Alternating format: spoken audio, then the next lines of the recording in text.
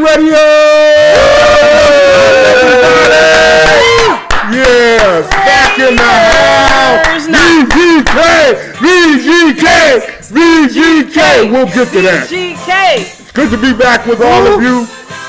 What do you mean, who? No, you did. I know you slept through most of it. Yeah, I got narcolepsy, remember? Narcolepsy, yes, narcolepsy. I hope you don't have narcolepsy out there. It's Raider Rob, the beautiful Black Hole Stef, unless you're in Vegas. Unless you're in Vegas, we hope you got a lot of haka,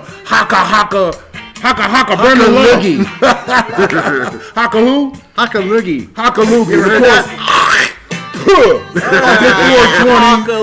Uncle 420, Stonerdude in the house, man. It's Raider Fan Radio, the world's #1 internet sports entertainment podcast radio show, iRadio. All that. The originals, baby. Are we a podcast? I got you. I don't feel like a podcast. No, I don't feel like a podcast. I feel like I don't even know what I feel like anymore, but a podcast because, okay, podcast, the word podcast comes from people listening to stored information on their iPods. Right. That's what it was created Remember for. the old days and iPods? Yes, right. But apparently there's no iPods anymore. So the fact that they call it podcast now sounds pretty, I don't know, redundant. That format caught on. Of course, we call it iRadio, and we go back to April 12, 2002. Right. You know, we've gone down this road before, but no, I don't. I still consider us internet radio. Yeah. You know. It's still radio. We're on the internet. Right. Yeah. And it's Even radio. though we're video, we're doing it in a radio format. Right. I guess. But we had done Raider Fan Radio TV. You know, we did that too. In 2009, of course, we had up there in our archives when Stone came back and returned. We had, I returned in 2009. Stone came back. So we were doing TV. Yeah. We've done video and TV. So do you consider it a podcast? What do you consider? I think it's a natural progression of what the internet became, because when we started this, there were no internet cameras. Right. There wasn't any 1080, 720. Thank goodness you didn't want to see what we looked like back then. No, well, I still don't want to see what I look like. I like the anonymity of not being seen. Of radio? The voice is so powerful. But I think we transitioned nicely with a visual presence. We're still radio, but it's like you can see the images of things we're thinking, and that's what's really cool. Right. So it's just a progression, natural progression for Raider Fan Radio. Well, I'm glad to be here. And fortunately, because we did come back to YouTube with our Raider Fan Radio, we have now officially made it to show number 41. Yeah! 41, baby. We said it couldn't be done, but we made it to 41. 41. And of course, like every show we do, I always pose the question for the Raider Fan Radio crew: who is a notable number? This is too easy. Right? But especially for us. It's one of my favorite things to talk about today. But who are the notable number 41s that played for the LA, Oakland, or Las Vegas Raiders, or the new Raiders? But more to the point, the Raiders. Right. And I will defer once again, and as I always do, to the second only historian to the great Raider Mort. Hey, Raider Mort, I know you're out there watching us. Raider Rob. Hello, everyone. Good to see you. VGK in the house. Haven't been too many great 41s or standout 41s. One that stood out for me, of course, is a guy that was friends of the Black Hole, and was someone that would come out in warm-ups and stretch with us and banter back and forth with us, and that would be the great Eric Crazy Johnson. Right on. Oh my God! I was like going. My brain was slipping out of my head when you just said that. Come on now. Trick question. Of course, it's Villapiano, man. The one, the true number 1, 41. Yes. We love you, Mr. B. Villapiano, baby. Or as we of course know as Food. Yep. Because why do they call him Food? God, well, I remember he had a Fu Manchu. That was the main reason I think they called him Food. First came to the Raiders. But yeah, Phil Villapiano is just, again, one of those great, beloved Raiders from the past that... and still today. Still around with us, man, which is awesome. I think he's one of the great energies. Lives in Hawaii, maybe, I want to say. Either Hawaii or he might have moved back to Pennsylvania. That'll keep you alive if you stay in Hawaii. He's a standout linebacker from Villanova and was somebody that, fit in with the, early 1970s bad boys as that defense was emerging with young George Atkinson, a young Jack Tatum. You had Willie Brown that came over from Denver. And you had the Dan Connors at linebacker and we were starting to build that synonymous defense. Ben Davidson was still playing. He was in his last waning years. That's the Raiders. Yeah. Otis Sistrunk. Right? Yeah. Otis Sistrunk, Art Toms. But Phil Villapiano, to me, throughout the 70s, there were a lot of great outside linebackers. D.D. Lewis, who was a favorite of mine down in Dallas. And then, of course, you had Jack Ham in Pittsburgh. But Phil Villapiano, and I've said this on record, and it's on NFL film. On the record, Raider Fan Radio exclusive. That he was, to me, the premier outside linebacker from like 71 till he left us and went to Buffalo. Right. Phil Villapiano represents the hard-hitting, old school 70s, what made the Raiders the Raiders. Exactly. The true identity that Al Davis wanted for the team. Yep. Of being out there, like you said, on the field with guys like Jack Tatum and George Atkinson, Willie Brown. But when I think of Phil Villapiano, obviously as a Super Bowl champion first and foremost, and a great Raider, but in his later years with us over there in Oakland, when we used to play Ricky's with Raiderhead, and we used to play out at the Black Hole and the South Shield tailgate parties, Phil Villapiano would always come out and hang out with us. And we'd always put him on the microphone. I put him on. I always made sure I would point at him. I go, come here. And he would come. Come here. Ready. And he would come right over to me to the microphone, and I would tell the band. True story. And I would tell the band. He did this many times. I would tell the band to play the music really low, right? Like to give him background music, because a hero needs his theme music. Right. And Phil Villapiano would pontificate and rant and go on and on and on and on about the greatness of the Raiders and how tough and how everybody now today's NFL is a bunch of pussies and a bunch of pansies. And he would, but in particular, he hates the Kansas City Chiefs. That's where we totally And he agree. would say it over and over, and he would go on and on. I hate the fucking Chiefs. Let me tell you how much I hate the Chiefs. We're gonna sing "Fuck the Chiefs." All right, Raider Nation, Raider fans, if it's your first time to an Oakland Raider home game, if it's your first time to Ricky's in San Leandro, come to the front of the stage. We are going to baptize you in the silver and black. And one more time, give it up for Phil Villapiano. One more time. Raider legend, Phil Villapiano. They call him Food. There he is, right there. There's the guy. He would just go on and on. So to me, Phil Villapiano, aside from being a great Raider, is a great personality, a great individual who still is the old school, once a Raider, always a Raider. I'm glad he's still alive with us right now.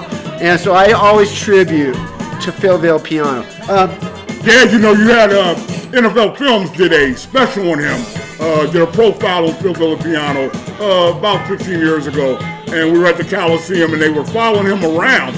And I break it down more in my book, but they happened to come past the hole as the game was ending. And, he would come by the whole tailgate sometimes. And so, I made eye contact with him and screamed out, "Philly B!"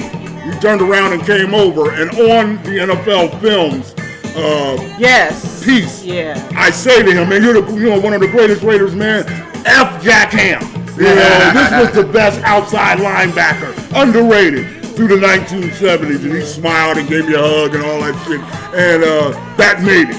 that made it Yeah. to that profile that NFL Films and the NFL Network did of him. Philly V, man, was You want to go and get Badasses of the NFL, books about the Raiders in the 70s. Right. Anything that John Madden wrote, of course, his Right. books. He always talks about the 70s Raiders, and he always brings up great stories about Phil Villapiano and the whole entire crew. And former Raiders from that era, their main compliment about Phil Villapiano is that he was great for the locker room. He was great for the locker room camaraderie. That he was just one of those guys. It's kind of like Stone, where you can just fit in anywhere and anybody can vibe off of him. Right. I'll and he compare can another vibe thing off about me and Phil everybody, Villapiano. We're both avid air hockey players. What? Phil Villapiano used to hold air hockey tournaments at the when they would go to Facility camp up in Santa Rosa. Exactly. When Yeah. they would go out and of course they'd be drinking all night and partying, but he was the one who ran the air hockey tournaments. Right. And we all here big air hockey enthusiasts. Big air hockey. So once again, more on Phil Villapiano. Beautiful Black Hole Stef. I know you have something to add as far as number 41. There's not a lot, but there's a few. There's just, oh my God, I do. But I want to say for Philly V is that he was the inspiration, still coming and inspiring those younger players to get them to understand the greatness of the Raiders and to want them to be great like those Raiders were, of the original Raiders. And Max Crosby credits Philly V with coming in when he came into the league, and he had an inspirational speech where he heard him talk about why the Raiders were great and that everybody wanted to be a Raider, and that inspired him to play the way he has. Now, whether or not Mr. Villapiano is going to come back and do those same talks with these new patriots that have infiltrated the Raiders. The new Raiders. The new Raiders, I don't know. That inspiration isn't there. But he was definitely key, in making sure players understood who they were when they wore silver and black coming in. So who's your number 41? My number 41 is going to be Napoleon McCallum. Running back for the Raiders. Played with them twice. Right, twice. The thing that I know most about Napoleon McCallum is that, first of all, his stint with the Raiders was short, unfortunately, 15 games. No, I'm sorry, he didn't play 15 games, but it was a Monday Night Football is where Ken Norton Jr. from the San Francisco 49ers tackled him. Exactly. Another reason to hate the Niners. His cleat got stuck in the dirt, and his knee dislocated and hyperextended, right, which unfortunately ended his career. The plane, even though he got 1 foot in, the Raider fans loving it. 23-14 at halftime, Hostetler to Napoleon McCallum. We'll get back to him in a moment because McCallum ready to go to the locker room, ready for battle in the second half. This would be his final play of the night and maybe his final play for some time.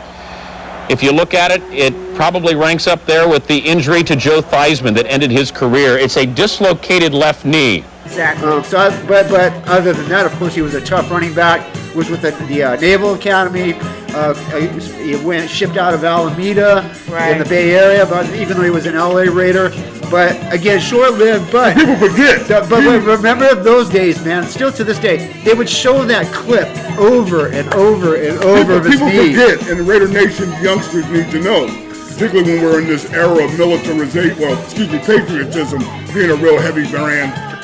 McCallum, Napoleon, was still in the Naval Academy, like Stone mentioned, when he got drafted, and he still had 2 more years of service. Now, what's interesting about this time was the time where King Al was playing a lot with revolving running backs. And so, you had Marcus Allen, you had Bo Jackson was on his way in. There were some other running backs we had too. And Napoleon was going to be projected to be this new, superstar running back. Right. But he still had his 2-year obligation with the Navy first. And that was commendable, of course. But we were all on edge, waiting and anticipating because he was so highly hyped, which is rare for military, and servicemen who come out of Navy, Air Force, or whatever. Right. Not too many great ones have emerged. Great players have come out of those academies. I guess Roger Staubach would be of one course, of the main ones when it Roger comes to that Staubach story. would be one of the big ones. So that was a very interesting time.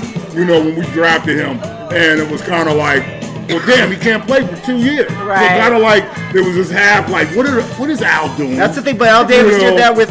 He likes Napoleon. Yeah, he likes with players in general. If he could put like a waiver, or not a waiver, but put him on layaway. To pull Like him to put up. players on layaway.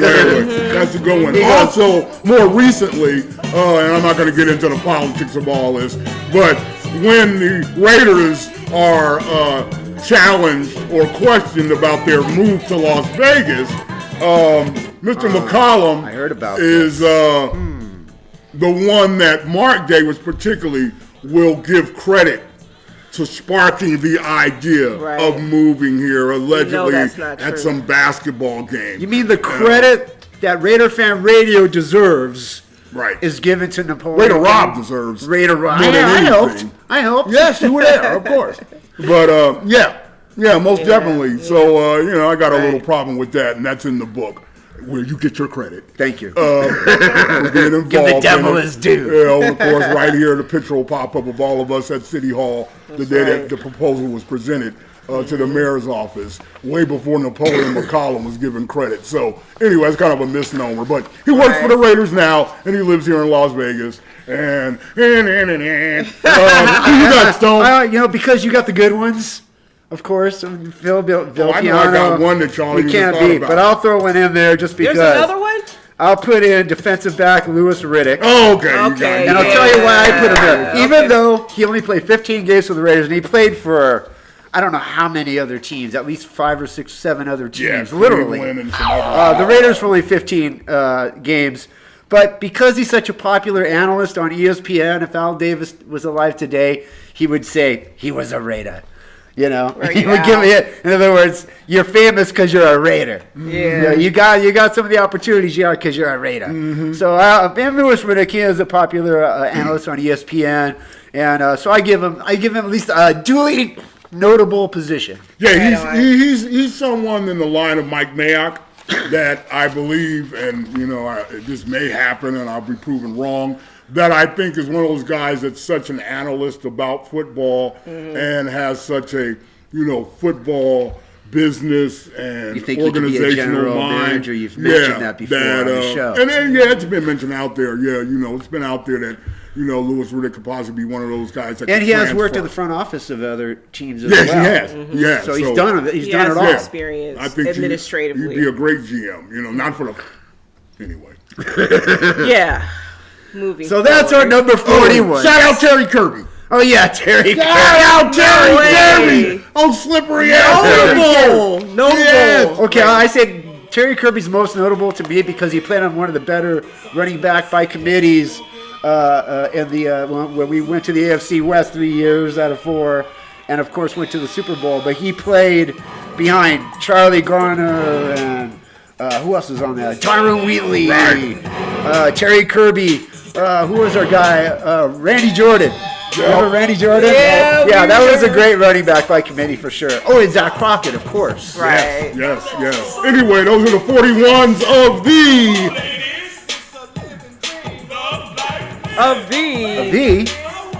Raider Fan Radio show number 41. Wait.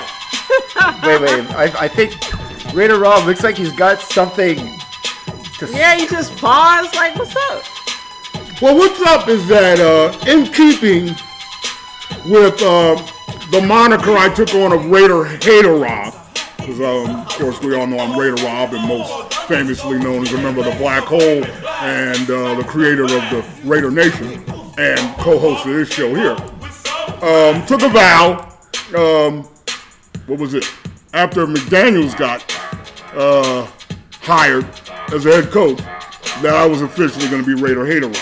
Right. My purpose is to hate on all your fucking dreams and to hate on the Raiders and their expectations as being one of the foremost first-generation Raider fans, and particularly when they returned in 1995. And, my legacy stands on its own. Okay, much like Bootsy Collins here on my shirt. Okay, my legacy stands for itself. We're not going to keep rehashing that. Y'all know who I am. So in keeping with that, I've decided that I'm going to add an addendum to that. Addendum? Yeah, I'm also going to take a vow of silence when it comes to talking about Raider Fan Radio exclusive. y'all's football team. Raider Fan Radio exclusive.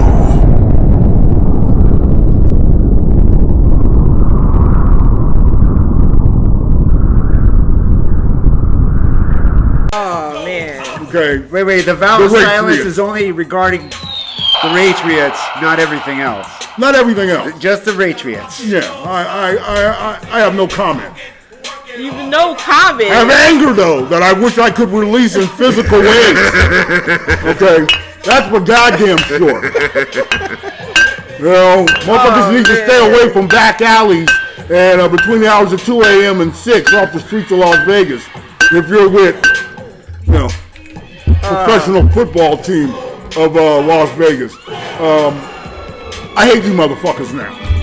You just about ruined what could have been a perfect middle-aged journey with this Patriot shit. Your fucking wide receiver, the ex-quarterback's Power of silence. Keep going. got his charges dropped. Oh, Tay-Tay, yeah. Tay-Tay got his charges dropped. Tay-Tay got his charges dropped. Kansas City, I'll bet they settled that with the dude. I well, think they had to have. They had to have settled that with the guy, the photographer guy. You don't just let all that money on the table and don't do nothing. he still has a suit against the Raiders, the Chiefs, and he's suing everybody, trying to get paid off of it. But the Kansas City court system has officially released Tay-Tay from any responsibility that this guy can claim. So I think it's over for him in that lawsuit. So in other words, the next team that he ends up with, he won't have to worry about any of that stuff. Right, you're right. Is that what you're trying to say? Yes, I can venture to say I think that, the Kansas City court system would be a bunch of fucking cocksuckers. You You know, I think that the wide receiver for the team from Las Vegas should fucking be sued and made to answer for his physical assault against that Kansas City resident and that photographer. Oh, that's a hater talking. That is a hater. That is a hater talking. Man. What's going on with our justice system? You have Tay-Tay's free. a multi-millionaire able to, at his job, openly assault another employee or participant in the game after the fact, okay, where the game was over. And this gentleman who plays for the professional football team in Las Vegas pushed this Kansas City resident, Professional assaulted football him. team that plays in This Las resident says that he's hurt, that he had a physical Oh man, mental I'm anguish. hurt from here for Okay, you, buddy. and you know, You have to- Raider hater, Rob. you have to hold these athletes accountable. And if Henry Ruggs is going to be held accountable, then this other gentleman That who is plays for not the team the same. needs to be held. No, it is the same because you cannot have yourself being selective about this football team and the type of violence or type of crimes that their players commit.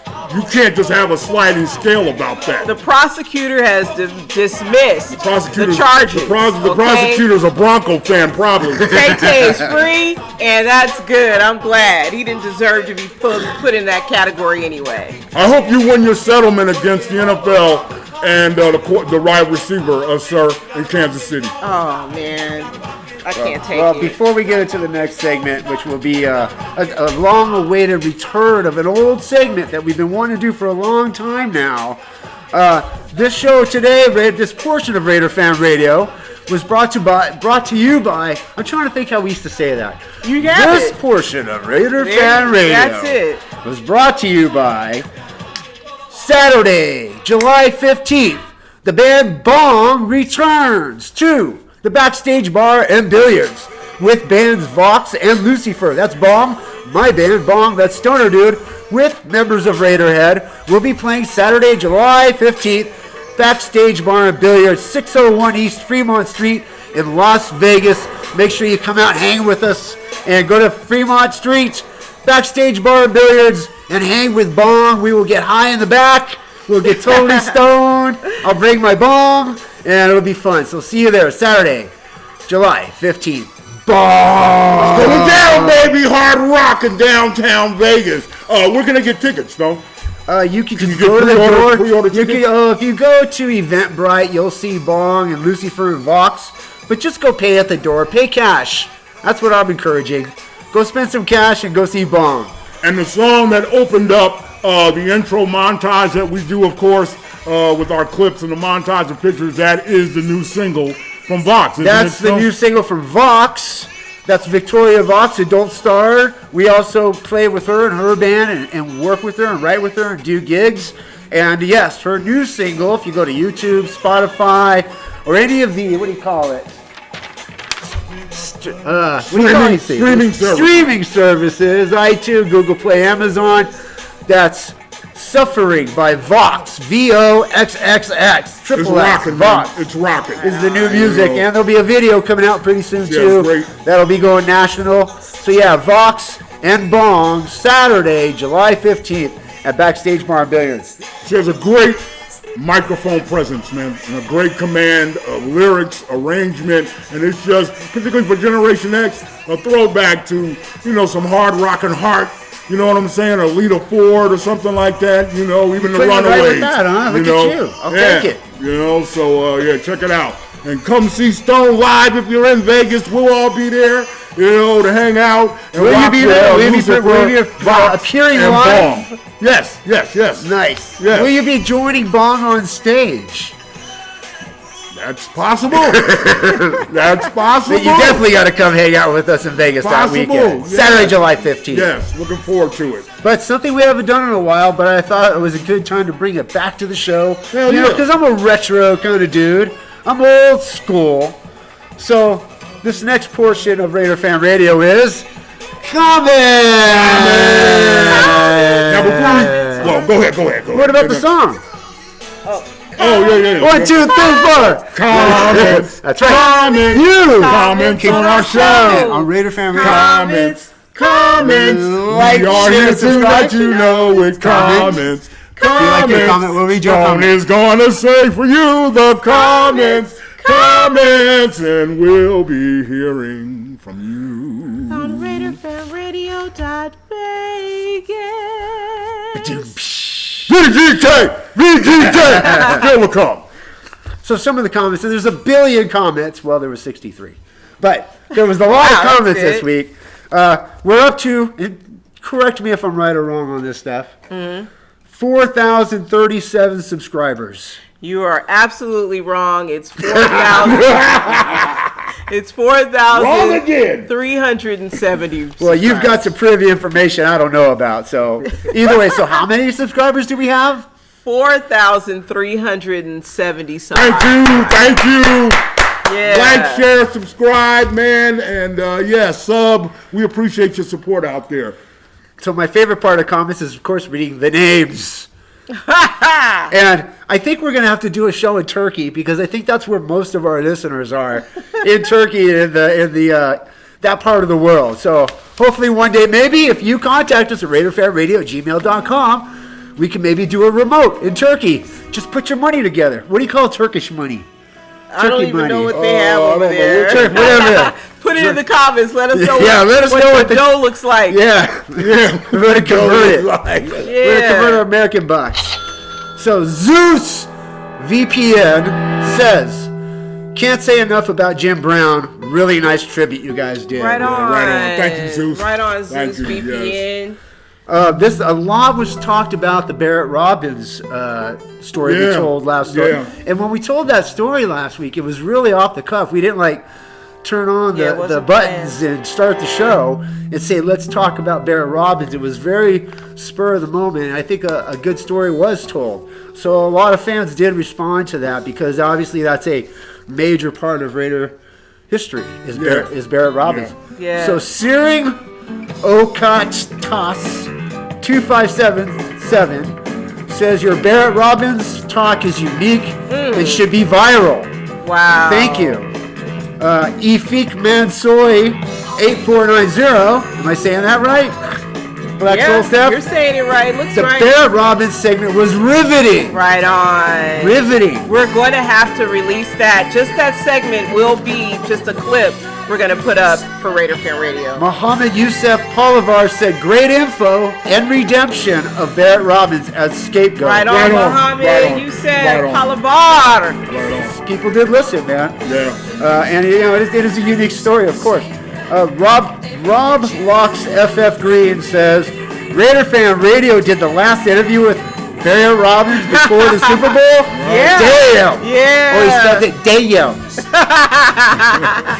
Damn. Outsin5674 says, Robbins' information should be told. Yes. Thank you. Didn't know that. Wow. Didn't know that. There will be even more, like I said, of a literal chronological breakdown and the atmosphere and just the sensibilities that we were all having and the reactions across those 2 days in my book that's coming soon. And, you know, I really want to say to you Raider fans out there, young or old, that have grasped the story and had this reaction to it, thank you on behalf of Barrett Robbins. Yeah. Barrett Robbins, next to maybe Alan Burr and some others, will go down as one of the great scapegoats in American history. Right. And Who's it may Alan not- Burr?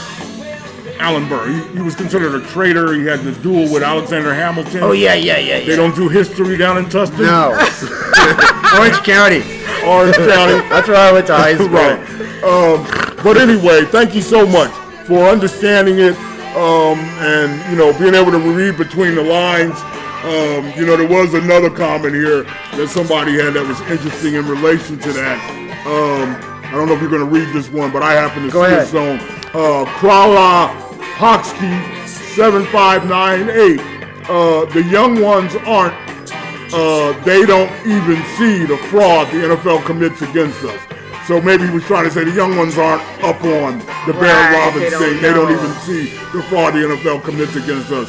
And I took it that he might have been talking about Barrett. He could have been talking about the whole Patriot thing too. Right, But I right. thought he might have been talking about Barrett. Which is kind of a cool setup for the next and the last one as far as the my Barrett Robbins comments, where Lyrox440 says, it's all rigged except for Raider Fan Radio. Right on. Yeah. Yeah. Our people get us. Yeah, Right thank you, Raider fans. We're not rigged. Way to suck up. We love it. We want more of that. We want more of On that. behalf of Barrett Robbins. Give me man. more. You know, a lot of the Yeah. a lot of the listeners, viewers, I think beyond Raider Talk and beyond all that other stuff and sports and Barrett Robbins, they liked our Uncle Talk.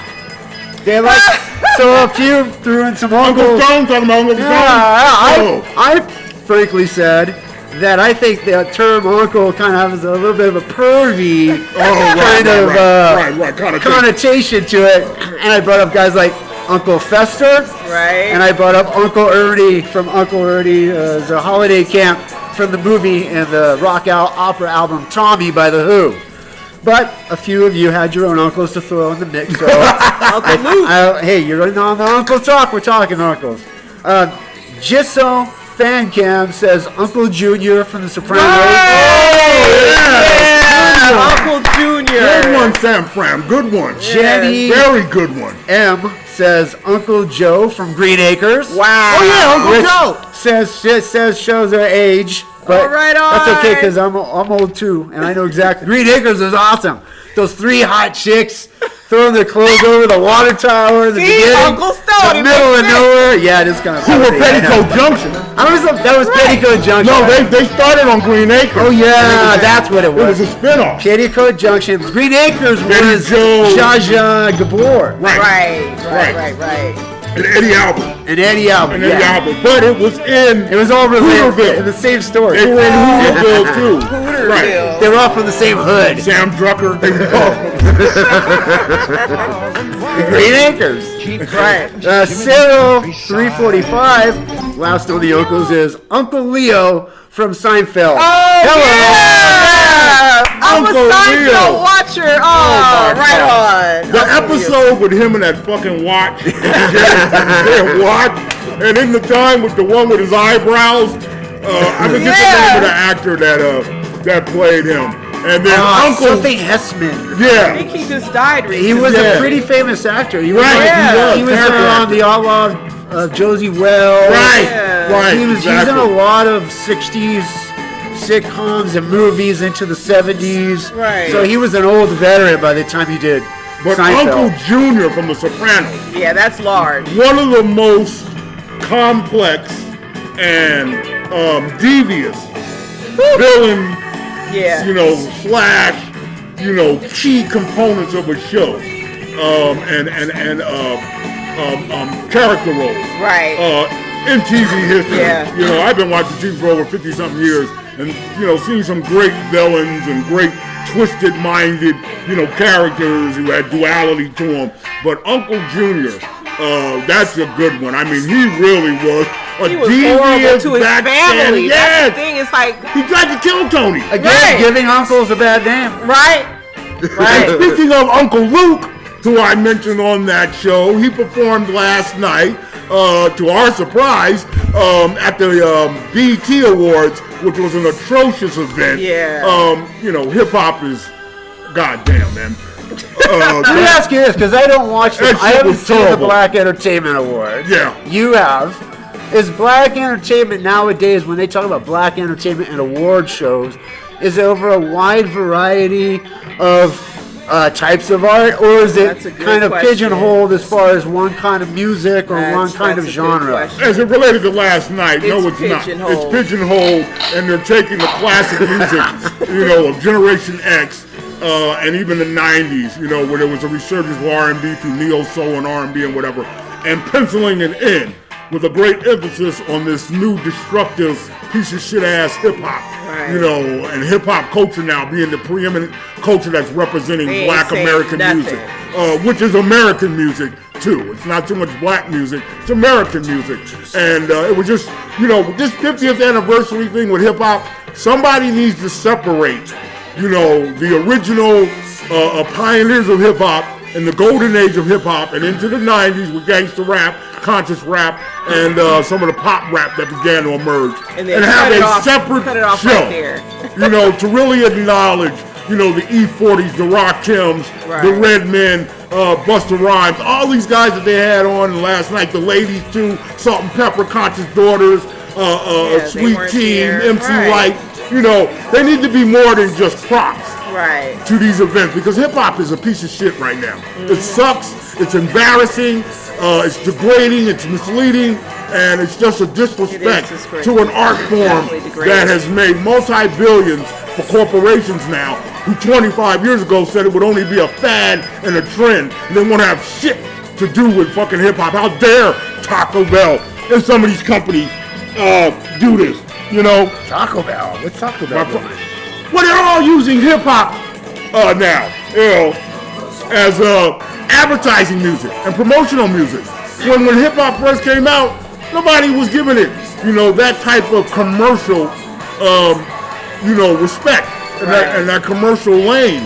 And a lot of the Generation X rappers and the pioneers of it missed out on I put what's that. happening I now. put that on the BET. Where anybody that Please do. Definitely. Please do. Which I'm is putting not this on owned. you, BET.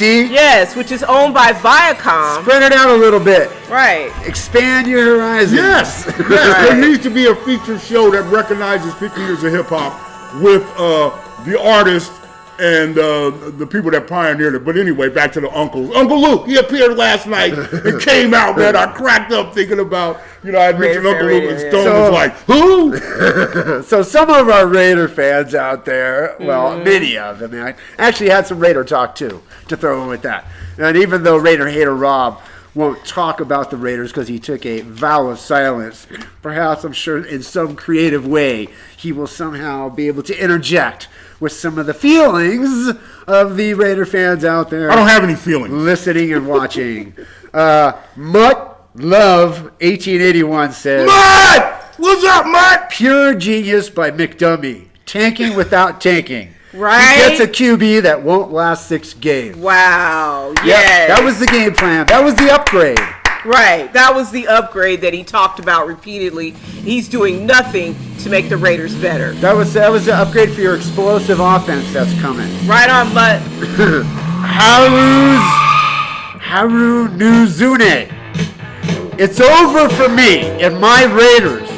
Mark Davis finally did it. Hey, give me a call. I'm going to go on an email and we can hang out. I'll come where you are. Harunuzune. Haru, we'll hang out, man. I'll come where you are. We'll chill. We'll be Jaguar fans together. Trevor Lawrence! Trevor Lawrence! Amit Turkimis. I didn't want to believe Raider Rob, but here it is. Mark literally sold part of the Raiders to a Patriot. Man, look at people see you, Mark. I study this shit. I know it. I know it backwards and forwards. Keep your comments coming. For KNA Teamer, a deal with the devil is right, Stonerdude. Right. Which is the way I put it. Yeah. Made a deal with the devil. Yep. Sold his soul. Sold the Raider soul. Yep. How dare you? Arda Guler 8302. Steph's right. I'm right. Brady ain't that great. And his nose stabler or LaMonica, they took the hits for one. Right. Exactly right. His jersey is just, he never really took a hit. There was a few comments too about how Brady's jersey's been rarely dirty. He got dirty in those 2 Super Bowls versus the New York Giants, thankfully. And last but not least, got dirty.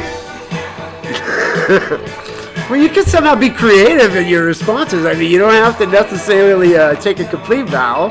The man that created Raider Nation, you're going to question me about creativity? I gotta be creative. The fuck have you created lately? There's a list of things. I created this list today. And last but not least, Black Hole Galata. Right. Black Hole Galata!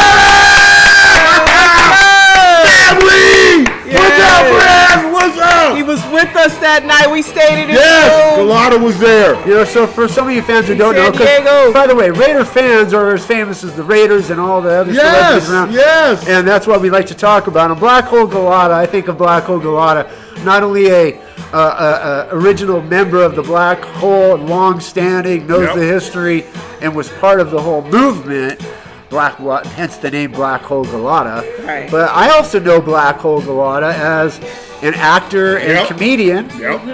He did some acting in the early 2000s, and I went and saw him perform in the play. He was in a play, Jesus Christ Superstar, and he played the baritone voice of Caius, one of the priests that persecutes Jesus Christ in the story. So Black Hole Galata, very talented, cool dude. That's us, multi-talented. It was his first time checking in with us, and he watched the How old is your daughter? He watched the last show, and he said, "Great memories. Thanks for sharing the cool pics." Click, Click, Boom was Black Hole Rob's favorite tailgate song. He made me put it on when I picked him up on Friday on the way to 66th Avenue. And then all night he would yell, "Hey, Galata." This is Black Hole Rob talking. "Hey, Galata, play that Click, Click, Boom shit again." I remember one night we played it many times in a row, and Harry got pissed, which means we played it 66 more times. So that was Black Hole Galata checking in. Famous Raider fan. God bless you, man. Friend and family of the show. Man, keep in touch, man, and the best to your daughter, man. Yeah. God bless. Oh, and that's the comments. Make sure you continue to send your comments to RaiderFanRadio@gmail, and we thank you so much for your support. Or right here on YouTube, we can share, and subscribe. Too. Yep. Thank you so much for that. In a city filled with passion, where sports and community collide, comes a podcast that captures the true spirit of Richmond, California. Welcome to the Raider Man from Richmond podcast. Join your host, me, your friendly neighborhood Raider Man himself, as I take you on a thrilling journey through the world of sports, from the highs and lows of the Raiders to the local legends of the rising stars of Richmond, California. Each episode, you'll dive deep into the heart of the game with interviews, analysis, and stories that will have you on the edge of your seat. But this podcast is more than just sports. It's about the community that fuels the passion. We'll shine a light on the incredible people of Richmond, California, their triumphs, struggles, and everything that makes the city so special. Recorded in the iconic Rich City Studios, the energy is palpable, and guests share their experiences, memories, and dreams. It's a podcast that brings people together, uniting sports fans and community advocates alike. So whether you bleed silver and black, or you're just a proud Richmond resident looking to be inspired, the Raider Man from Richmond podcast is your go-to destination. Get ready for an adrenaline-pumping, thought-provoking, and heartwarming journey through sports and community. Subscribe now on Spotify and join us on this incredible ride with Raider Man from Richmond podcast. You know, keep it in the Raider family. You know, we always have had our segment and had our space on the show where we give dedications. And, you know, I have to give a special just dedication and acknowledgement at this moment since we're, you know, just heard from Black Hole Galata, you know, someone that goes back to that period of time. Great Black Hole Skelator, who many of you know, John Guiterrez, you see him on our Facebook page a lot, commenting and what have you. Juan Antonio and the Guiterrez family had a sad and sudden loss of their matriarch, a woman who was very close to the Black Hole and to myself personally and Steph and a lot of the Black Hole members.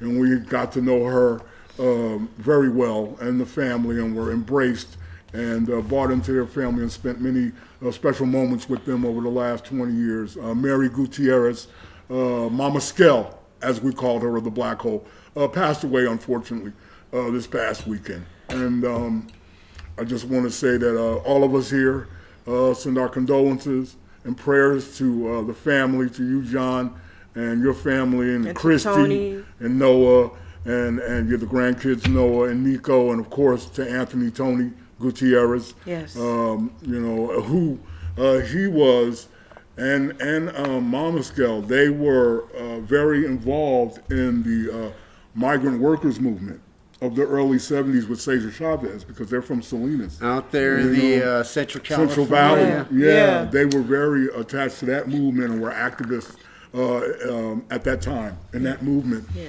And you know, They were so, you know, brilliant. she would tell me stories. You know, we would talk about, you know, stories and just, you know, the civil rights movement. And one of the, you know, underappreciated in American history threads of the history is the story of the Latino Americans and Mexican American civil rights, you know, fights and challenges, you know, back in those days.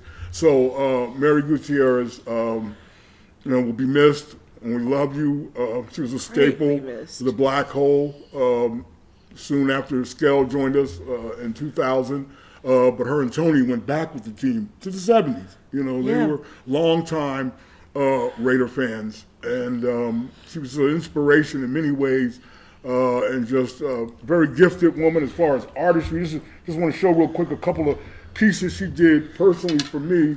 This is one called Raider Nation. She did this glass art, you know, something Stone's very familiar with, but she would do this glass art. Pull it back to like right behind this. Yeah, she would do this glass art that says Raider Nation here, and with different designs and logos. And this one I really love. She did this one for the Black Hole. Yeah. 1 year, and yes, just like I said, an inspiration. You know, and a woman who always had. You have her art. Yes, we have Mary Guiterrez art. She always was definitely an artist. Spread her wisdom. Had something, you know, positive and reinforcing about life to share with you. Yeah. And we're going to miss you. I love you. I love you, Skel, and the family. And was just so sorry for your loss. Go ahead, Skel. I'm sorry. No, I don't want to talk too much about it because it's so fresh. But I was thinking about her so intently the week before. And, you know, it just goes to show that how important it is to reach out when you just feel something, or you just, you know, you just think of somebody, you know. And she was on my heart. Just, she loved the Northern Lights, and she was telling me, she taught me about that, and I wanted to go. She taught me about Das Boot, what that meant, and she took me on her weekends with her to scrapbooking. That was during Raider season. We would go.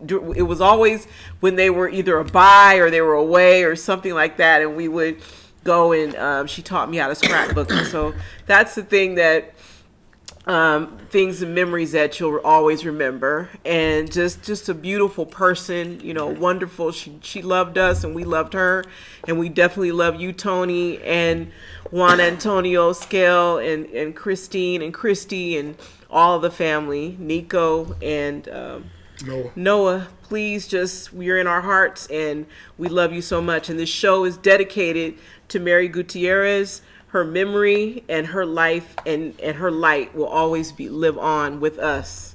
And in her honor, here's a shot for you. I'll choke to that.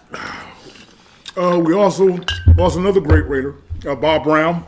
The great offensive lineman, the transcendent offensive lineman, a mountain of a man that we all knew personally. Yeah, we did a Raider fan rally in Oakland, right there in City Hall with Bob Brown, that we organized alongside with John Vella, who I hear is not doing good right now too. Yeah. John Vella, we love John Vella. I've heard the same prayers up from this. So this is the part of the show we talk about this stuff, and we give just put our thoughts out to everybody out there. So even the ones who don't know these people, that's what they mean. Yeah. That's what it means why we do the show, because we're friends, we're family, we enjoy our company and our time and our lives together, and we like to talk about our lives. Something we didn't talk about earlier, Raider Rob and beautiful Black Hole Stef, was recently here in Las Vegas. It's been reported.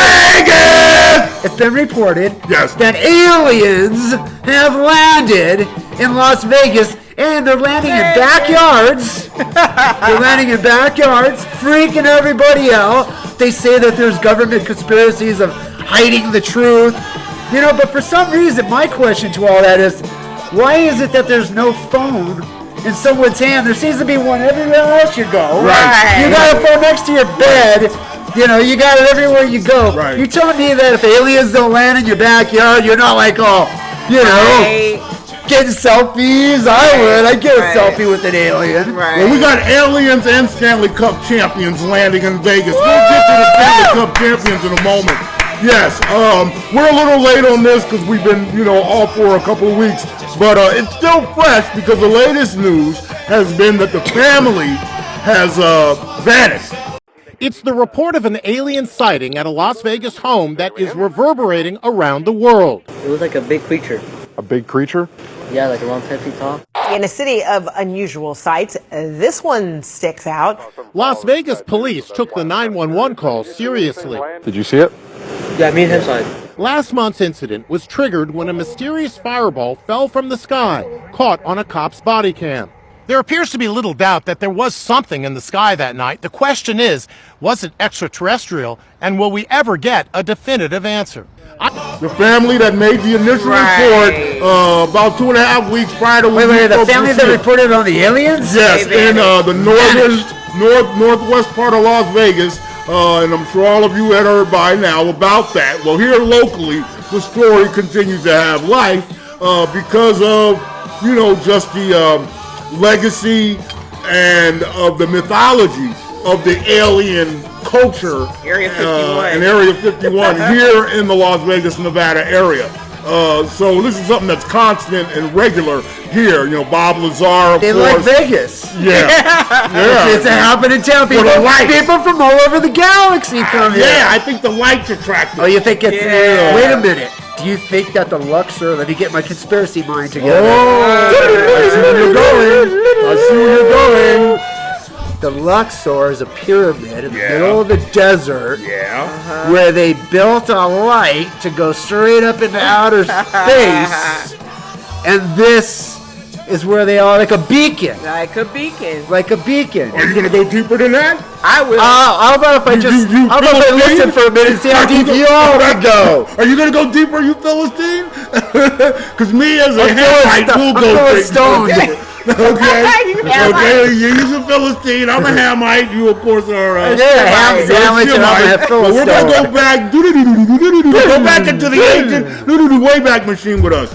So of course we all know of the hieroglyphics in the Great Pyramids of Giza. Yeah. Okay.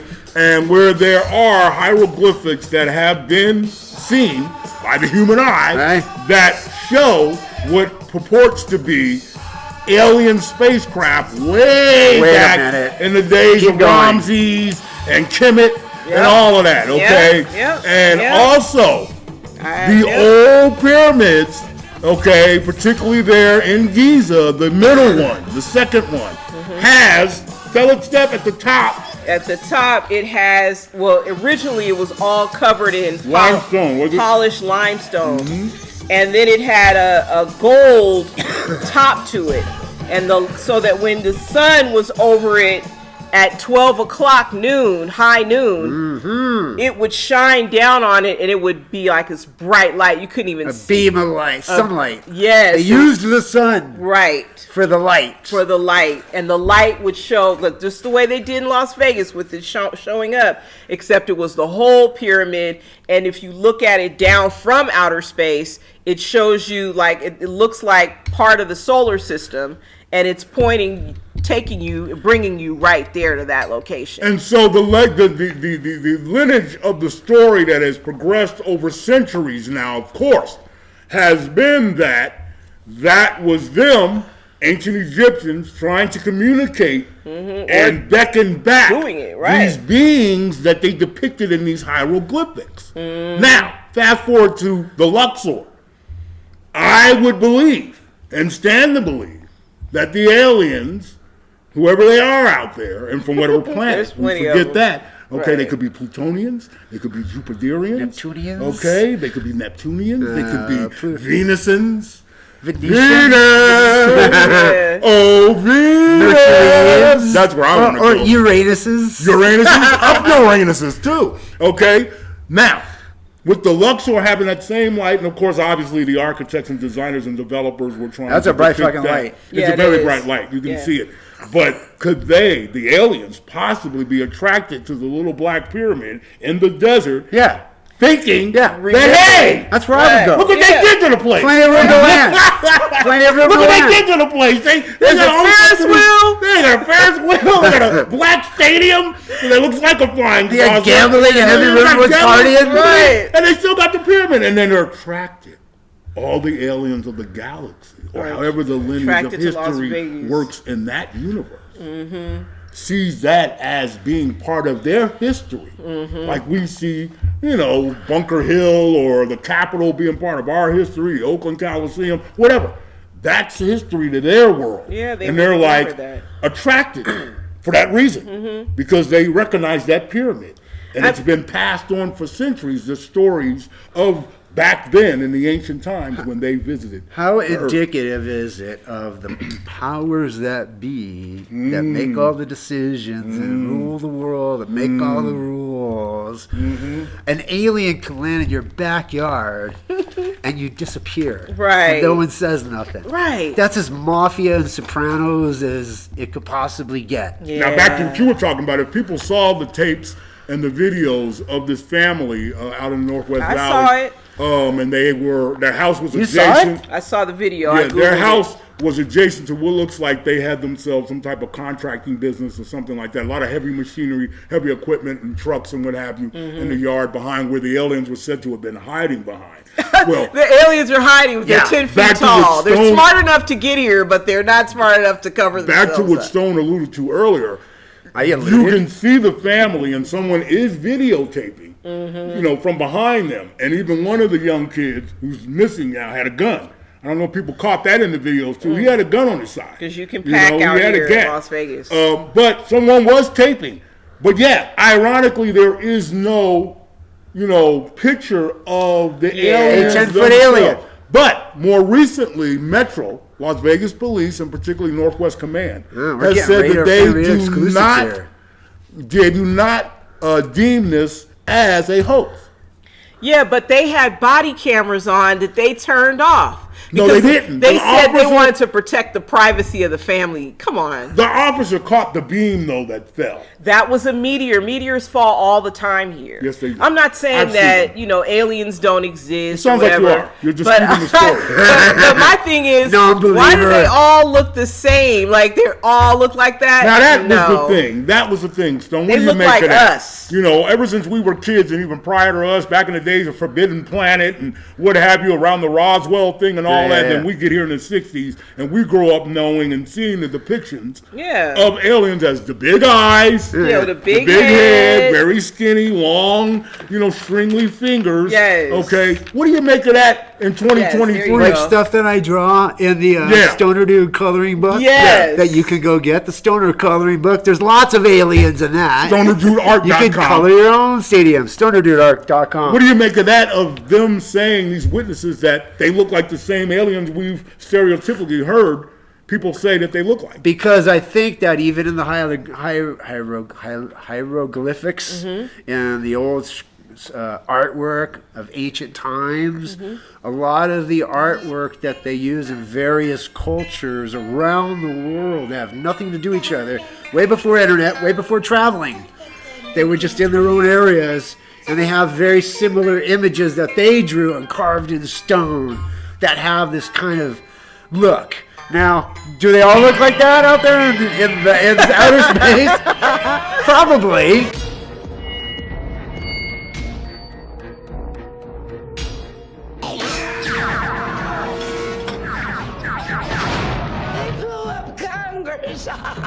I mean, it is a cool look, you gotta admit. You got big, huge bug eyes. You're 10 feet tall. No one fucks with you. Right? You can get a gig in the NBA, no problem. Which I'm really waiting for is when we start to merge our sports into the rest of the galaxy.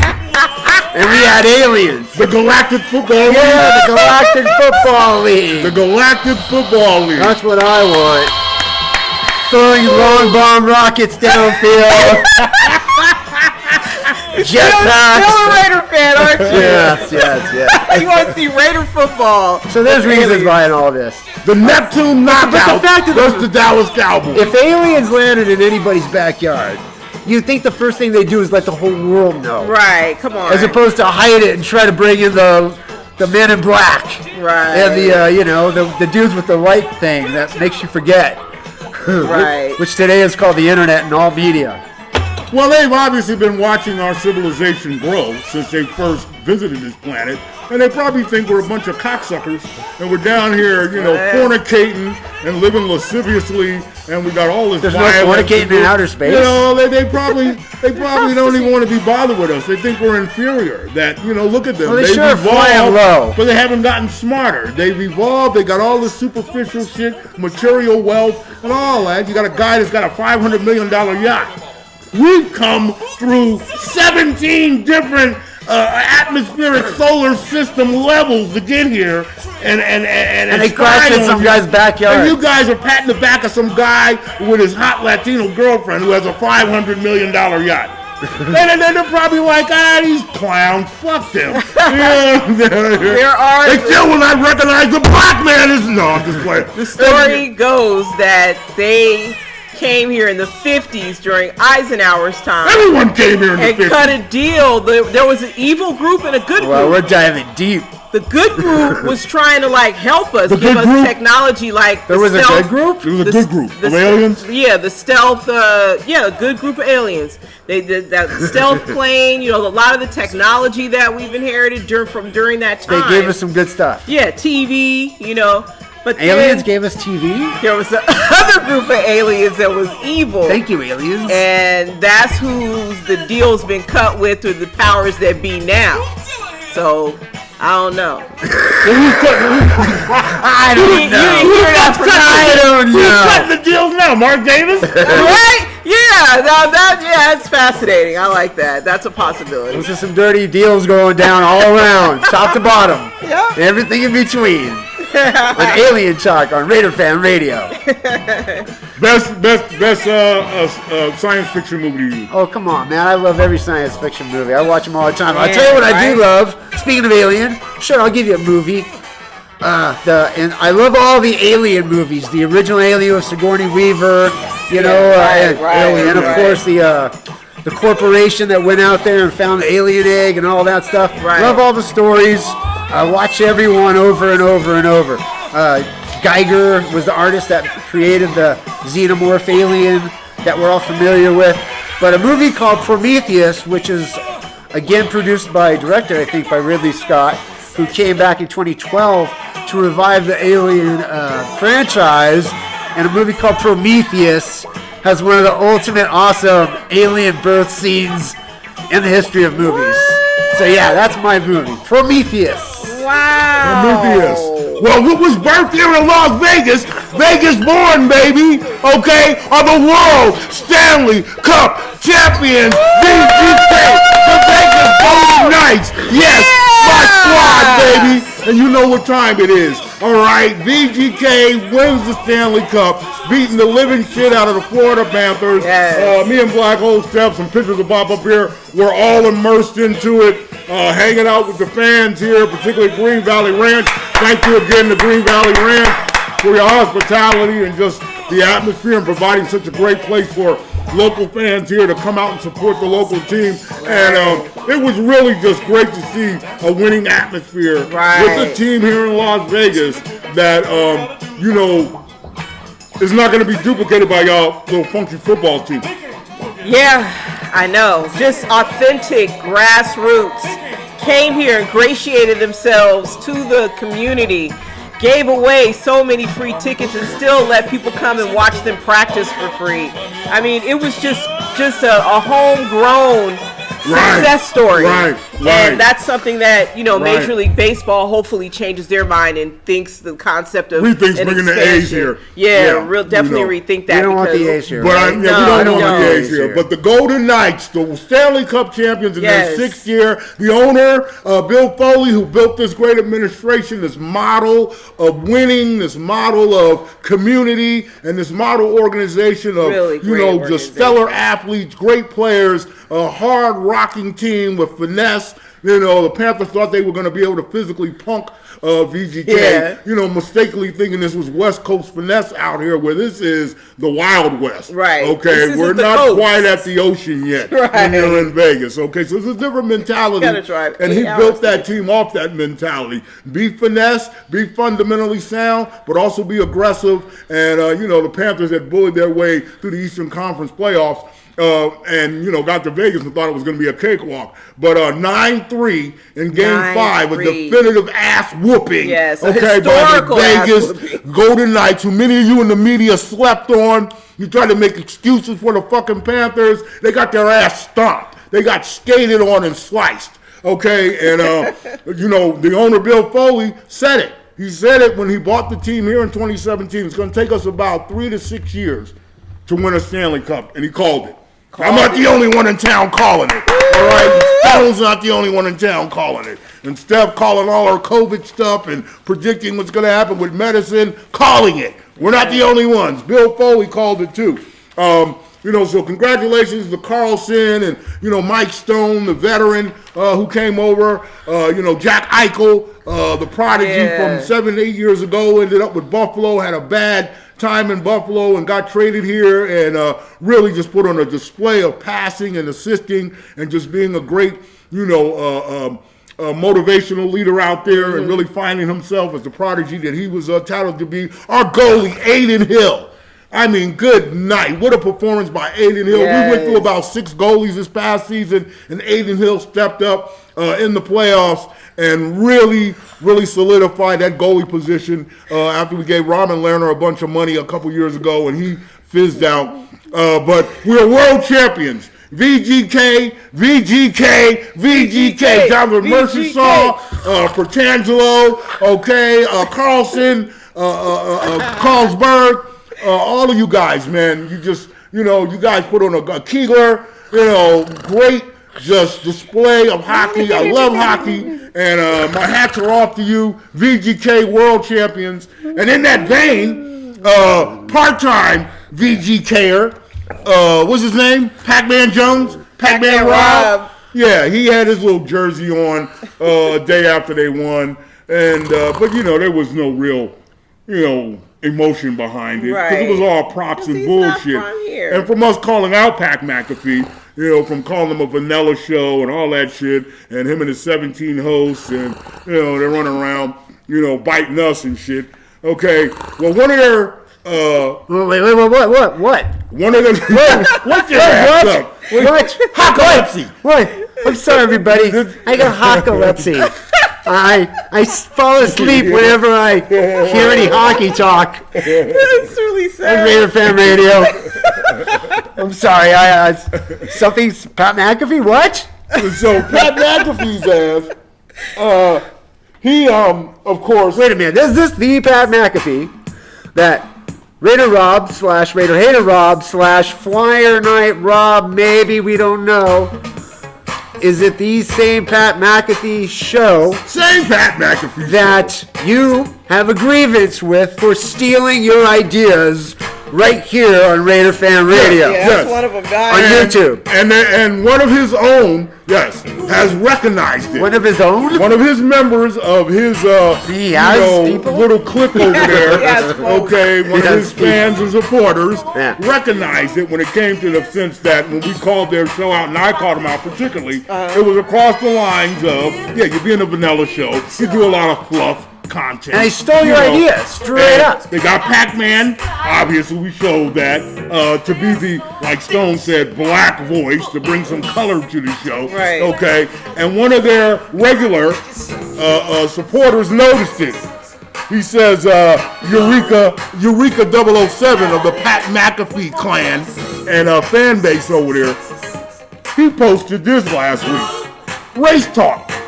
Like this never existed prior to Batman. Laugh out loud. I guess him being there gives him a pass now. Wow. They talk about this shit. No, he's a black pass.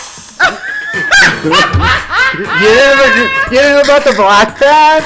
If I got a black guy, tell him about the black pass. I can talk about black Raider people. Fan Radio exclusive. In case you didn't know. Yeah, you just got... In the olden days, they used to call it a token. Am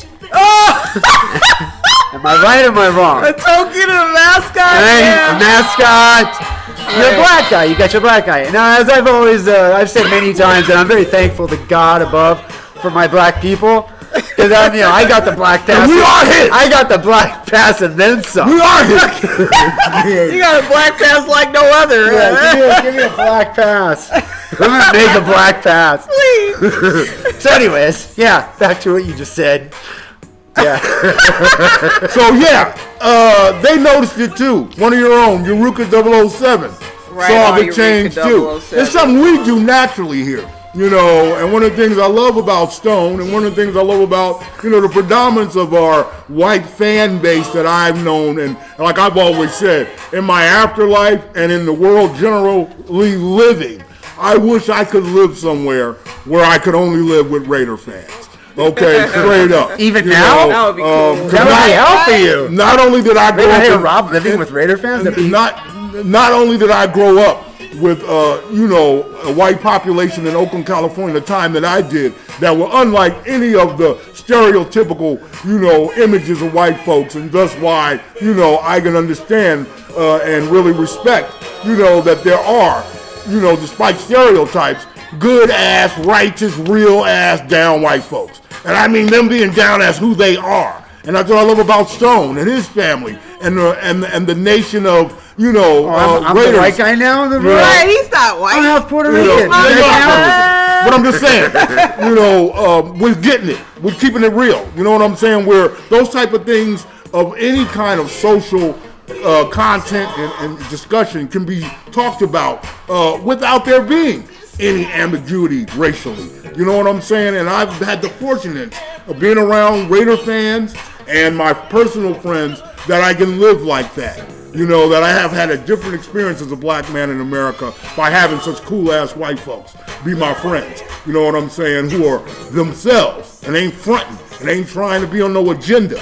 You know what I'm saying? They're about right and wrong and what's real, what's honest, and what works for them. And that's how they treat everybody that they fuck with. You know what I'm saying? So, they're awake, we do this regularly. You know what I'm saying? This has always been, the way We're just get stupid down. enough to turn the record button on. But, seeing Pat McAfee jump on the bandwagon, and try to crack his little vanilla egg and get a little more diverse is very funny and interesting to see happen. We need to send out, and is influenced by us. We need to send out agents. I just thought of this. I'm gonna promote this, right? Listeners and viewers on Raider Fan Radio, go on and check out the Pat McAfee show.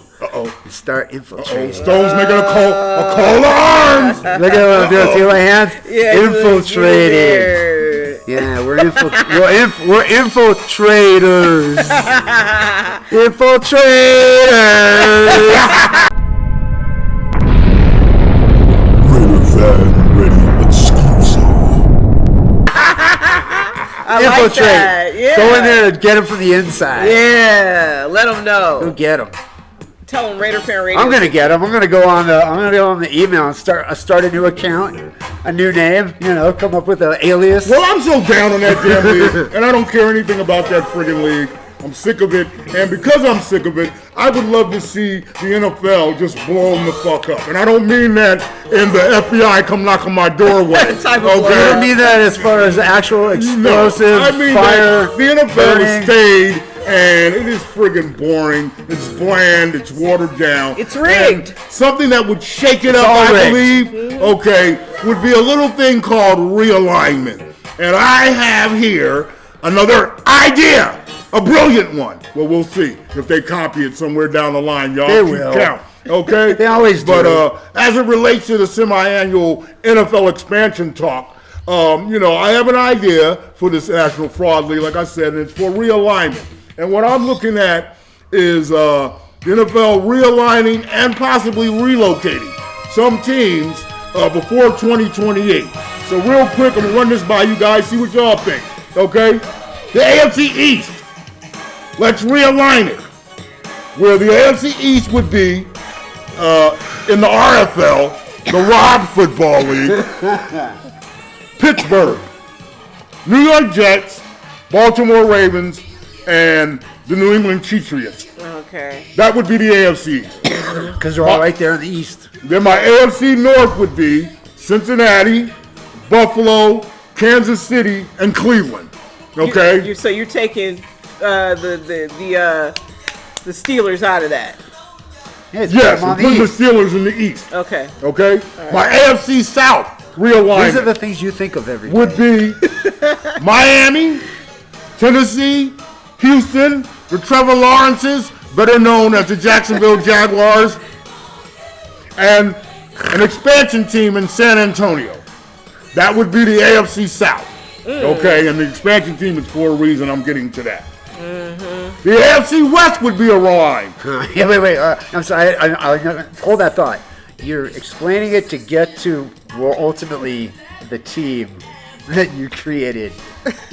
Now I get it. This guy here. Some type of covert agent here. I'm infiltrating. This guy's a spy. AFC West, okay, would be the Los Angeles Raiders. Yes! You heard that right! And I stunted my vowel there for a moment. You're realigning the Raiders back to Los Angeles. The AFC would be the AFC West, Los Angeles Raiders. The Denver Broncos, San Diego would get the Chargers back. Wow. And Oakland would get an expansion football team.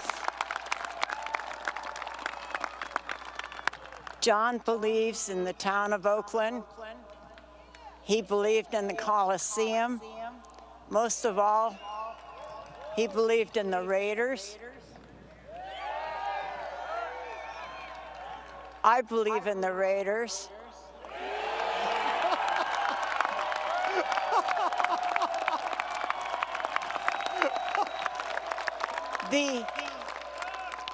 The Oakland Raiders.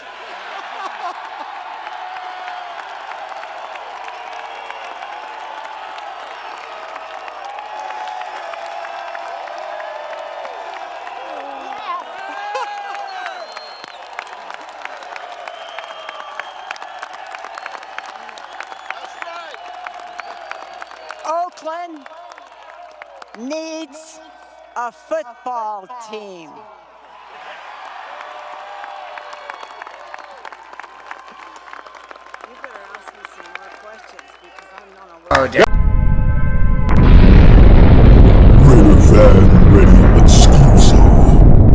That would be your AFC West. Everybody wins except for Vegas. NFC Mrs. Madden South. said it was NFC South would be Carolina, Tampa Bay, Atlanta, and St. Louis gets an expansion team. Oh. Along with New Orleans. This would be a realigned NFC South. And finally, the NFC West would consist of Los Angeles Rams, San Francisco 49ers, the Seattle Seahawks, the Arizona Cardinals, and the Las Vegas Scorpions, the expansion team. Expansion team, the Scorpions. The Las Vegas Scorpions. Wow. We will sting you. Yes. We will sting you. Okay. We will sting you. We will sting you. Stinging our way to victory every Sunday. Wow. Okay. Wow. That is some super cheese, I'll tell you. Right. What do you think about that? I'll say this. First of all, the fact that you both spent so much hard-earned energy and faithful motivation by spirits beyond us to help bring the Raiders to Vegas. And now, because of your disdain with the current status of where it all led, which is your fault, which is partially your fault, and my fault, all our fault, I share fault. And now, so soon, barely 3 years into their existence right here in this very town that we magnetically pulled them, powers of the universe, and you want to send them back to LA. You goddamn right. And get an expansion team. Along with about 30,000 of these other motherfuckers that have moved here in the last 3 years that need to take their ass back to Culver City and fucking Reseda. I'll tell you where that makes sense. Cocksucking ass Hollywood. I'll tell you where that makes sense. Goddamn right. It makes sense to me because, first of all, we always talk about how all the other fans from all the other parts of the country are coming here to Vegas, right? Send them back to LA, have a real fan base in LA and Southern California, and then here in Vegas, just, like they have a London game, just every week have a Vegas game. For who? For the NFL, for whoever. I got it right here. Okay, here's the freaking answer right here. Okay, Las Vegas gets an expansion team. You take them cocksuckers down the street and take them to LA where they wanted to be to begin the fuck with. You're right. All right? And who gives a fuck about them anyway? But other than you fucking... You think they would love the Scorpions? Con-ass motherfucker. Yeah, you goddamn right. You see Are what they going to play happened? Rock You Like a You see what Hurricane happened for with the halftime VGK? show? You see what happened with VGK? The Scorpions. Scorpion. You'd have a big game in October would be Scorpio. You can find mascots everywhere, that's for sure. You goddamn right. You find mascots everywhere. You got them walking around the fucking streets here. Yeah. Okay? They walk in your house. October, you got Scorpio month. You celebrate Scorpios. That'll That's be the beginning of big. football season. Huh? All right, yeah, okay, I'm buying it. Fall. That's because it includes him because he's a Scorpio. I'll take it. Half off for Scorpios in that month. They can get in the game, with a percentage off. All kind of promotions you can do We around still get that. to have fun around it. We still get to party and have a good time. Scorpio head. The mascot is called Stingy. Stingy, I gotta draw that. Goes around Stingy. I gotta draw it. He's got his little thing, I'm gonna draw it. Yeah, Stingy the mascot. Fuck like that. it. Okay. Realign this Yeah. shit. Pittsburgh should be in the East. It's closer than where the fuck it. ScorpionFanRadio.com. Oh! Trademark it. Yeah, you better hurry up before Murph. Or PatMcAfee. Right, or PatMcAfee. Be like, Fuck both of them. Scorpions. Fuck both of them. Raider. Anyway, that's my plan for the friggin' league. I'd like to see this shit realigned. I'm so fucking sick of the NFL, and I have hardly any interest in this bullshit. Stone, of course, you have an interest in the art world, and the comic book world, of course, is where you have a lot of expertise and are sommelier, so to speak. Well, we were talking a little bit of comic books earlier before the show and during our conversations in life because we're all basically big comic book fans and cartoon and animation and everything that goes with it. And I know you two have went to go see the new Flash movie, which I could without even seeing it yet, I could tell you it sucks, dude. Because it's a DC movie. Hey. All DC movies It suck. wasn't even only that. The actor Ezra Miller is was horrible. garbage. How was the return of Michael Keaton as Batman? That was the cool. best part. That was the saving grace of the movie, even though they could have done more with him. Okay, He's just a great actor. And then whoever the little female Krypton bitch was, I don't know what the fuck that was. Superman / chick. Yeah, exactly. I'm asking. Shout out Pride Week. I love DC God out here. bless you. Pride Week is going on. All right. Congratulations and celebrations for all you same-sexers. Nobody's more proud. God bless you. Radio. Bend over till the end's over. All right. Happy Proud Week, baby. Happy Pride Week. But anyway, you really know how to express your. And then they made him. They made him. Barry Allen was already kind of a mild mannered, Superman now? laid back. It's not Superman. It's Superman Flash. shit. Pay attention. All right. And Barry Allen, the character, is already kind of a laid back, mild mannered, kind of in the vein of Peter Parker. Right. Cool kid. Campus, keep to himself. Not so much of a nerd, but very, computer and tech savvy and all that, into science fiction. They made him a twitchy ass. I don't know if it's ADD or just, lack of confidence, low self-esteem. I ain't never seen a superhero weirdo with so much fucking low. Some type of fucking, junior college weirdo. Yeah, I don't know what was going on with what they thought the Flash was. But the last thing any superhero is supposed to have is low self-fucking-esteem. Right, you gotta have high self-esteem. You gotta have confidence. You're a fucking superhero. Right. I don't want no superhero saving me that ain't got confidence and self-esteem. Right. Stay home. Yeah. He was just, totally. So you didn't like the Flash. The Flash, it's because it's a DC movie. Hey! It's all shitty, except for the first Batman with Christopher Nolan's Christian Bale. That was good. The rest of them all stink. Oh, that. So okay. as far as modern DC movies, yeah, okay, you got me on Heath Ledger. Here I am trying to diss on DC because I'm a true Marvelite. He is a Marvelite. And you got me with Heath Ledger, and you got me with the other guy. Detective Comics. All right. But the other ones suck. All of the other ones suck. Aquaman and all the Supermans and all the Flashes and the Green Arrow, Lanterns. They all stink.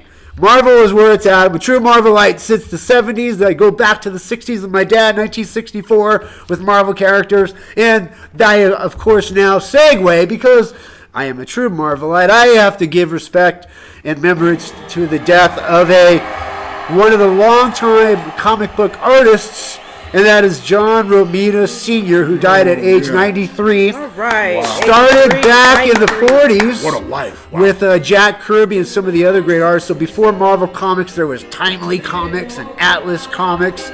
He was part of that wave, along with Jack Kirby, that made comic book art so awesome.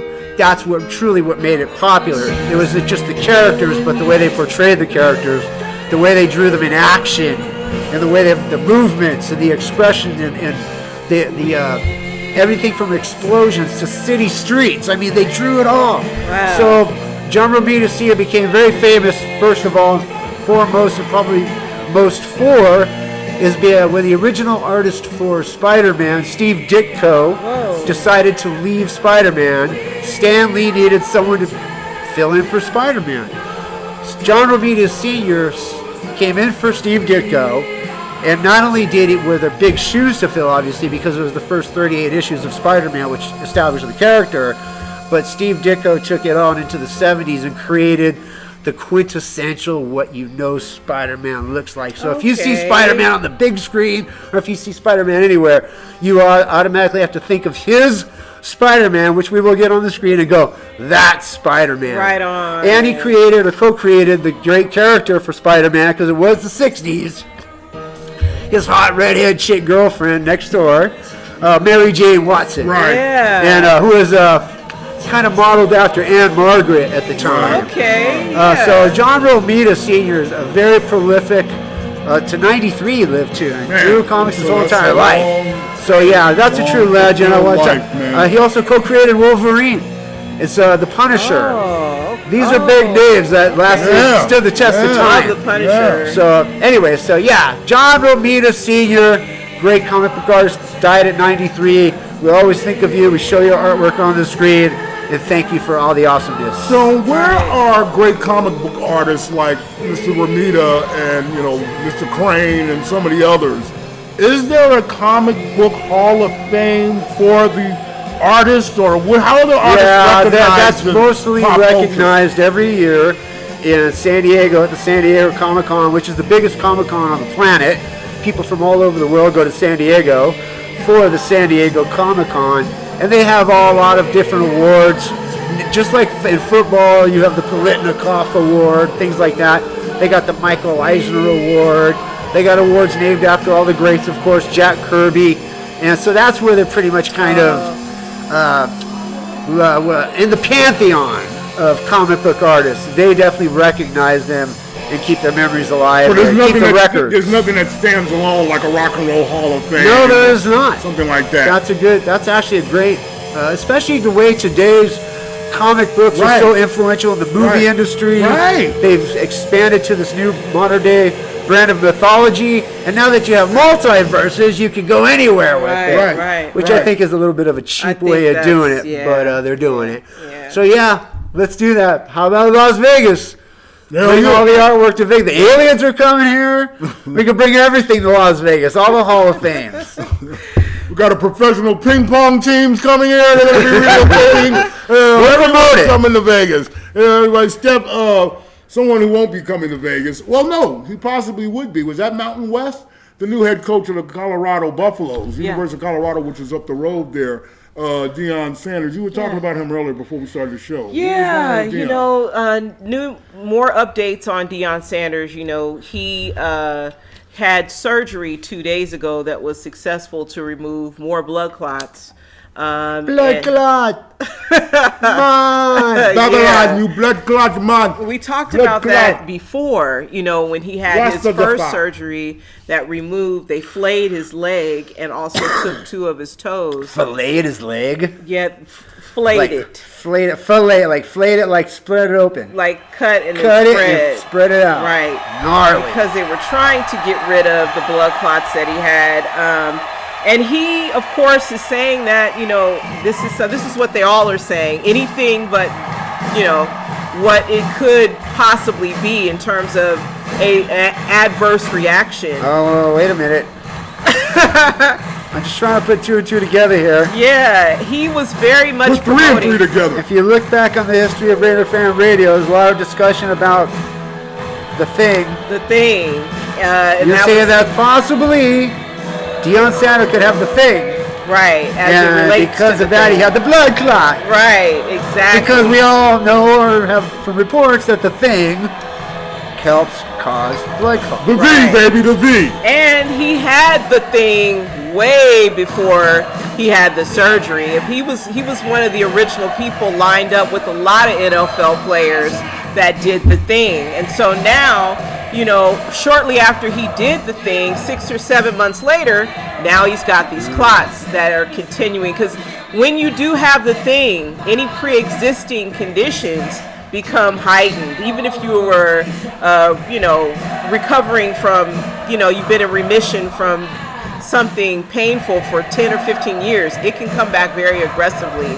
if you've had too many other things. So, I think, when I think of the thing, I think of a lot of the folks who got the thing, and they were very prominent athletes, some of the most best trained athletes on the planet. Right. All their lives, even into their, when they retire, they're still very fit, very, very well kept. Right. Over the years, but they seem to be getting the thing. Right. And the thing is affecting the thing. And the thing that I really want, Deion, because he was one of my favorites. I wanted him to be a Raider at one time.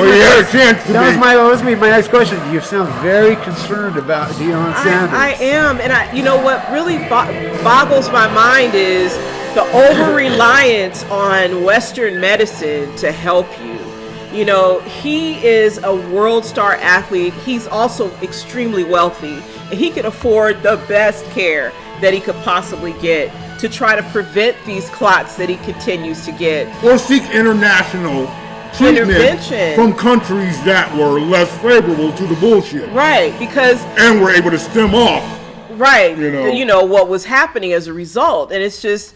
I hope he does that, you know, because he, you know, you get over the fear of what it is that you're going through long enough. He has a great faith, so I really hope that he looks beyond, because everybody in the United States and in Turkey, all over the world listening, in the United States, they follow what's called the standard of care. If you don't anything outside of that, they're not going to do. We've talked about it before. Do they talk to you about nutrition? Do they tell you that cinnamon, ginger, turmeric, garlic, and cayenne peppers helps prevent blood clots? Yep. I mean, are they telling you that when you're sitting there? Are they telling you to drink a lot of water? Not necessarily. They're telling you what we've got as a solution is to cut on you and continue to remove parts of your body. There is a better way. So I hope Mr. Sanders, Vinnie Curry's back playing again. He's sat out the whole 2021 season because of blood clots. So now, you know, hopefully Deion something will happen. I don't know. Maybe Tracy Edmonds. That chick really. He's not with Tracy Edmonds no more. She just spoke again. You even know about Deion Sanders' personal life? His girlfriend, it's like he's still with her and she is... With Tracy Edmonds? Yes. Oh. It's like, what is it about that chick? Oh, I'm thinking Pilar. No, he divorced Pilar. What is it about Tracy Edmonds that you brothers love so much? She was with Babyface. Are we going to get pictures of Eddie Tracy Murphy? Edmonds on this screen for this? You know, it's like she's sitting up there with him during this and it's like, Tracy, stop being just a trophy chick and get this man to some international Eastern care where he can get pulled out of this debacle. And while you're at it, you might want to talk to Pete Buttigieg or Buttigieg. You know, I can't stand former governor of what was it? Indiana? Right, now Indiana. Ohio, Indiana. Now he's a senator, and he basically is told the airlines to... Well, he's head of Department of Transportation. Right, he's head of Department of Transportation, so he's come out and said, hey, you airlines, either you... Hey! Hey, airlines! Hey! You airlines, you flying, you get in compliance with this 5G technology by July 1st, or we're not going to allow you to land or even fly your planes. Really? Yes. I want to see that. You know, fuck that, man. Bluff calling and all that, cousin. I want to see this. This is one that you really? Yes. Oh, I'm putting money on this one. I'm about to head to Caesars and see what the line is on that. Buttigieg versus the FAA. Right. Oh, wow. Versus not the FAA. He's putting down ultimatums and shit? He has an ultimatum that... Look, girlfriend, you all better... you airlines better get you this new technology by July 1st, or we're not going to let you fly your planes. So this is going to cause major hang-ups in airports. They're not going to let you land because the 5G technology prevents these older planes from being able to fly at lower altitudes to land and also to see in really bad weather. So two things that can keep, your safety are at risk. And the pilots, the airlines, they all signed a letter saying, please don't do this 5G technology rollout because the planes aren't ready and won't be ready. We're still have a distribution issue of getting the technology that we need in order to upgrade, so we can't upgrade. They're in such a rush to get this 5G crap released onto the world, that even they're willing to risk the airline industry. But I thought we already had 5G. A lot of phones are 5G, a lot of communication They're going to make everything to where cars will drive by themselves. We already got that. They can control your chip in your brain to do whatever. You said it. Chip in the brain. Yeah. Chip in the brain. Trying to make you lazy and dependent. Well, they're doing that. They're doing just fine with that. You're going to be the AI. Don't worry about this other shit. They're making you the AI. They are. You're connected to the Internet of Things. AI. If you have done that thing, you are connected to the Internet of Things, and that is 5G related. They have 10G, but they knew 10G? They knew with 4G that it wasn't safe for humans because we're all electromagnetic energy fields. So when y'all from the 80s, remember when the key was 15G? Yeah. Anyway, I'm so this microwave technology. We're gonna control electric guitars.